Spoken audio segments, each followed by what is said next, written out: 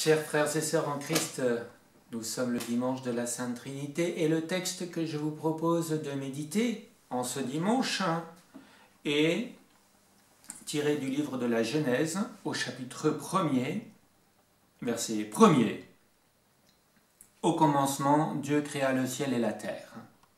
Nous prions Dieu. Seigneur, ta parole est la vérité, sanctifie-nous par ta parole. Amen.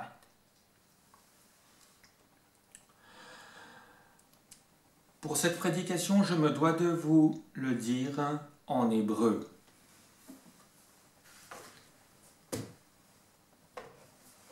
Bereshit bara Elohim et ha-shamahim vehet ha-haaretz. Excusez-moi pour les hébraïsants et l'accent. Vous avez lu en hébreu. Je vous l'ai lu en hébreu afin que vous compreniez qu'il n'y a pas de quiproquo. Avez-vous entendu le mot Elohim?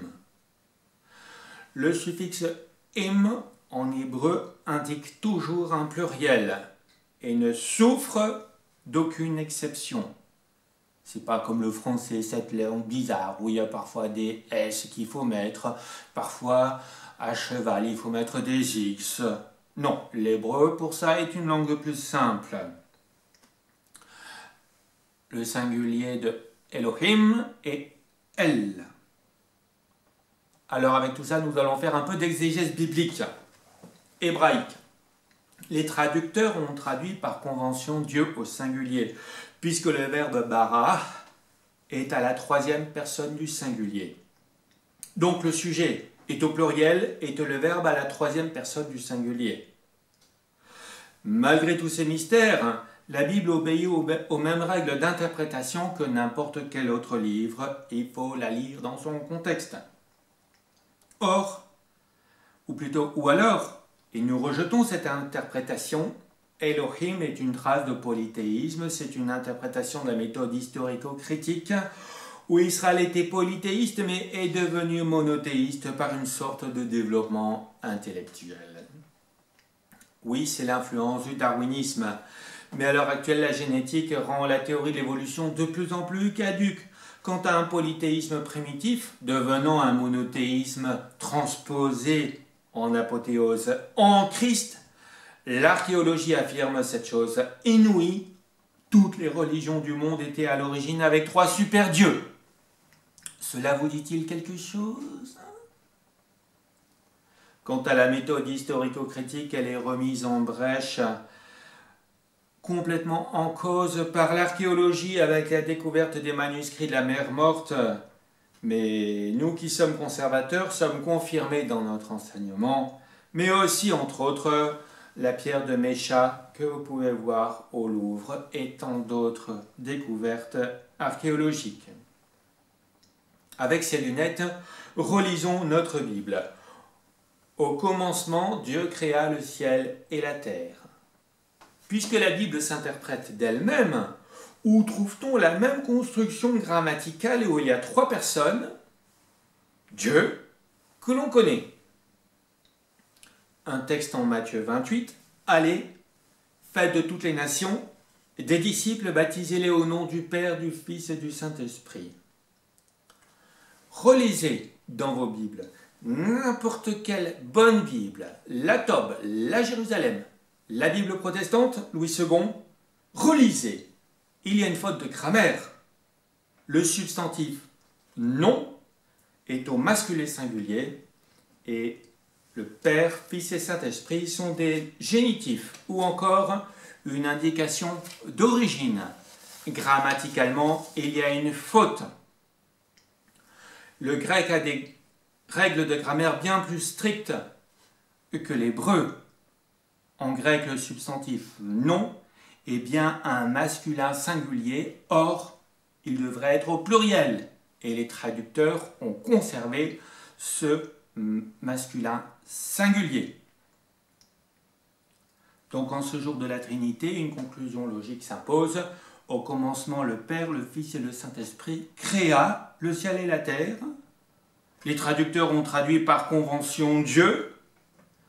Mais comme le Père, le Fils et le Saint-Esprit et un seul et même Dieu en trois personnes. Voici ma traduction, mais aussi le plan. Au commencement, la Trinité, Elohim, créa le ciel et la terre. Elle, le Père, créa le ciel et la terre. Elle, le Fils, créa le ciel et la terre. Elle, le Saint-Esprit, créa le ciel et la terre. Voyons le premier point. Elle, le Père, créa le ciel et la terre. Il est vrai que notre raison régénérée attribuerait volontiers l'œuvre créatrice au Père. Et pour faire court et dans le témoignage, on privilégie cette version. Mais dans le témoignage, nous allons au plus court. Si l'on veut être puriste, la création est pleinement une œuvre de la Trinité. Au commencement, la Trinité créa le ciel et la terre. Mais la Trinité a-t-elle pu créer le ciel et la terre en 6 jours? Le récit de la création est un miracle. Miracle de la puissance divine. Les hommes essaient de l'expliquer par la science et ont besoin de milliers d'années pour démontrer ce que la Trinité peut faire en 6 jours. J'insiste sur le mot miracle, il n'y a pas d'autre mot recouvrant ce sens. Il y a aussi les probabilités. Donc, via le darwinisme, on a calculé que pour créer l'homme et la femme, il fallait une probabilité de 1 sur 10 puissance 28, c'est-à-dire une chance sur 10 puis 28 zéros, et l'on continue d'ignorer la réalité. Oui, il n'y a que la probabilité de vrai. Dieu n'existe pas. Oui, c'est une antiphrase. Dieu regarda tout ce qu'il avait fait, nous dit-il au chapitre 2 de la Genèse, et il constata que c'était bon. Il y eut un soir, il y eut un matin, ce fut le 6e jour, c'est ainsi que furent créés le ciel et la terre et toute leur armée. Le 7e jour, Dieu mit un terme à son travail de création. Il se reposa de toute son activité le 7e jour. Saint Augustin pensait que Dieu se repose encore. Pourquoi pas? Et pourtant, je ne vous raconte pas le boulot qu'il abat tous les jours, ni ce que sera le 8e jour. D'autres personnes se posent la question, mais qu'est-ce que Dieu faisait avant? Luther y répond, dans son commentaire sur la Genèse, il taillait des baguettes pour corriger ce qui poserait des questions oiseuses. Un autre mot, un verbe, bara. Ce verbe est utilisé uniquement dans le récit de la création. Il signifie créer au sens de ex nihilo, à partir de rien. Dieu créa le ciel et la terre à partir de rien. La Trinité créa le ciel et la terre à partir de rien. Alors de nos jours, que fait donc le Père? Nous le classerions comme celui qui gère la création avec les pluies qui arrosent les jardins et les champs, les animaux qui nous donnent les produits consommables, la viande, le lait et bien d'autres produits, les plantes qui nous nourrissent et nous soignent telles l'achillée anémostatique, l'achillidoine ou l'herbe à verrues et tant d'autres. Nous le remercions avant chaque repas, mais aussi lors de la fête des récoltes.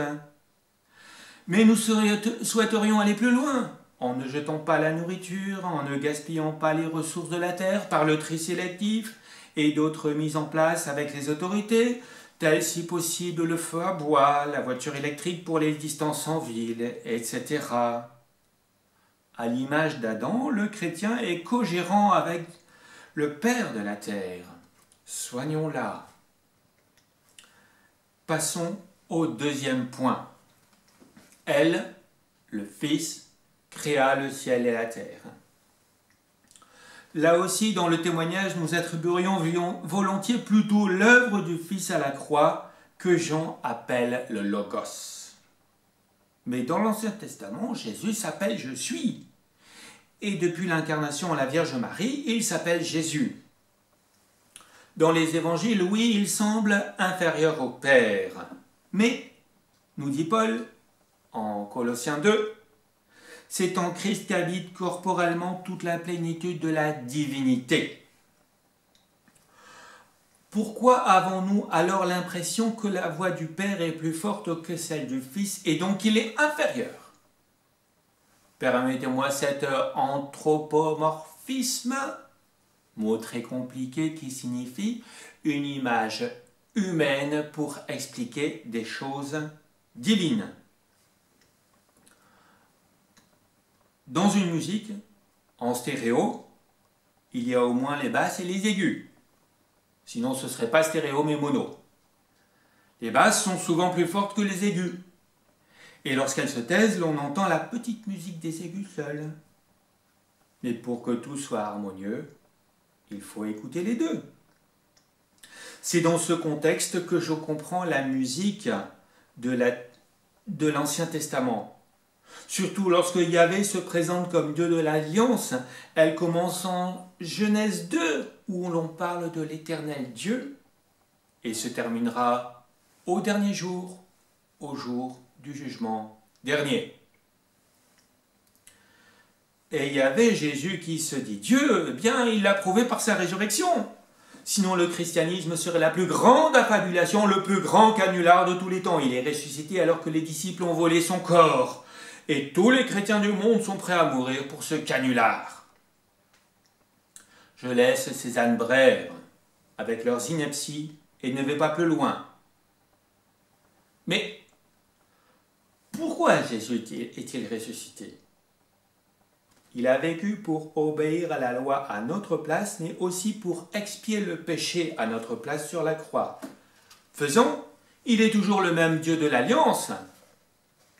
Dans le jardin d'Éden, en Genèse 2, il se présente sous le nom de Éternel Dieu, ou encore le Dieu de l'Alliance qui disait « Si tu manges le fruit, tu mourras. » Nous subissons la suite. Malgré cela, Dieu avait promis la délivrance dans l'Alliance. Crois que le fils d'Abraham viendra faire quelque chose et il est arrivé. C'est Jésus, lequel prenait le nom de Yahvé sur terre, donc il est Dieu. Sinon il transgresserait le deuxième commandement. Tu ne prendras pas le nom de l'Éternel ton Dieu en vain. Il y a toujours la même alliance. Si tu confesses de ta bouche le Seigneur Jésus, si tu crois dans ton cœur que Dieu l'a ressuscité des morts, tu seras sauvé. Elle, le Fils et Jésus, il se fait appeler Yahvé. C'est le Dieu de l'Alliance dans laquelle Jésus, le Logos, dit la même chose depuis 6000 ans. Crois. La dernière personne de la Trinité, elle, Jésus l'appelle le Consolateur, on l'appelle le Saint-Esprit. Notre prédication est christocentrique, c'est-à-dire nous mettons Christ au centre de la prédication. Mais je ne le dis jamais assez, c'est le Saint-Esprit travaillant en nous qui fait que nous voulions être toujours plus saints. Nous l'attribuerions plus volontiers à Jésus. Est-ce que le Saint-Esprit va s'en formaliser? Nous avons elle le Père, nous avons elle le Fils, nous avons elle le Saint-Esprit. Il est invraisemblable que ces derniers se formalisent parce que nous ne parlerions pas assez de lui puisque nous avons Jésus en nous. Ça n'a pas de sens. L'œuvre du Saint-Esprit est aussi dans la prière. Paul écrit « L'Esprit aussi nous vient en aide dans notre faiblesse. En effet, nous ne savons pas ce qu'il convient de demander dans nos prières, mais l'Esprit lui-même intercède pour nous par des soupirs que les mots ne peuvent pas exprimer. » Qui donc nous fait penser de temps en temps à cette prière? « Oh mon péché, pardon Seigneur !» Oui, c'est le Saint-Esprit qui travaille en nous pour susciter à nouveau la repentance, car nous oublions la Trinité. Vous l'avez vécu dans votre piété. Dès maintenant donc, je revendique cette adaptation dans la Bible. Chaque fois qu'il est question de Elohim dans l'Ancien Testament, je pense Trinité. Comment donc remercier la Trinité? C'est déjà fait.